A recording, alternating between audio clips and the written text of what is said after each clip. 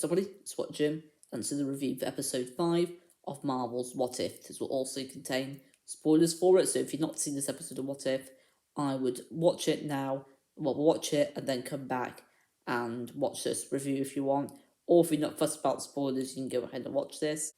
And that being said, let's get started with the story for this episode. So as far as the story is concerned, I actually really enjoyed it. In this episode, it was very interesting to see that there was a zombie apocalypse in this universe for Marvel. I'm not sure if they did this in the comics. They probably did, and let me know if they actually did in the comment section below. But I actually really enjoyed the story, and I think they did a very good job with this twist on for this what if scenario, and I really enjoyed that. It was very unique. It didn't feel like it was copying anything, and I think the way they did it was really good in my opinion. And I don't know if it's my favorite story of this entire series, but it's definitely up there. Definitely, I really enjoyed the story for this episode. In terms of the characters, I've got quite a bit to mention here. I did think that Okoye, who was in this episode, I think the voice actor for her, it also plays her in the Marvel films.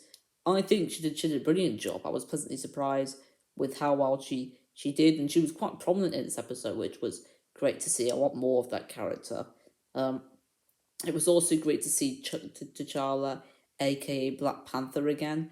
Rest in peace to Chadwick Boseman. He did also appear in the second episode of What If, but it was great to see Chadwick Boseman voicing T'Challa once again in this episode, and that was a pleasant surprise. I wasn't expecting to see him back, and it was really enjoyable to see him. I think Spider-Man was pretty good as well. I thought that Bruce Banner was great. I enjoyed pretty much all the characters in this episode, and I think Hope Van Dyne, aka the Wasp, I think she's definitely a standout along with Okoye for me. I thought they did an excellent job on their characters. In terms of the action, I thought that was done very well. I think you're going to expect great action from a Marvel film, but I've not really got too much else to really say about it other than it was really enjoyable action. Wasn't anything new, but it definitely was very fun. In terms of the humour, I didn't find this episode, I wasn't sure if it's the same as the last episode. I'm not sure if I found any jokes in it really. I didn't find the episode funny whatsoever. I'm not sure if it's an episode that I can't honestly remember if I had any jokes or not. But if it did, it didn't make me laugh at all. I can't remember if there was any jokes. And I think that's something that was probably lacking, was maybe a bit of humour. But I think it's a very dark episode, so humor just, it might have felt a bit too out of place.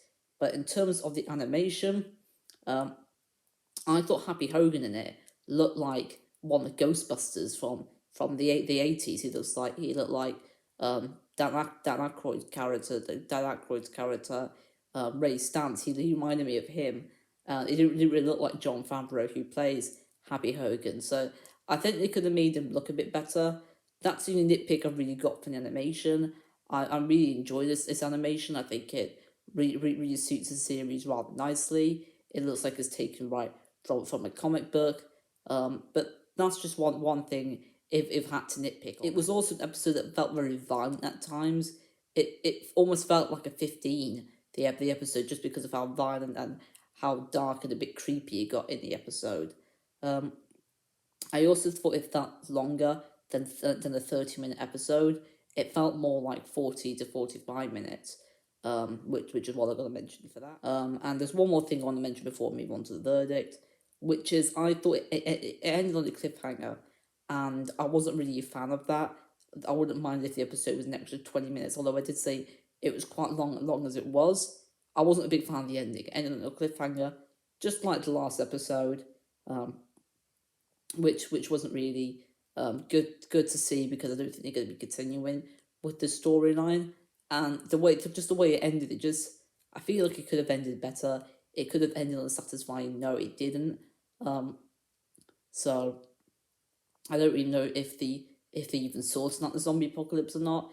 It just ended without really knowing that, and that kind of annoyed me really. So hopefully, if they do a season 2, please do a continuing episode of this. I really want that. And that's really all I'm gonna say for that.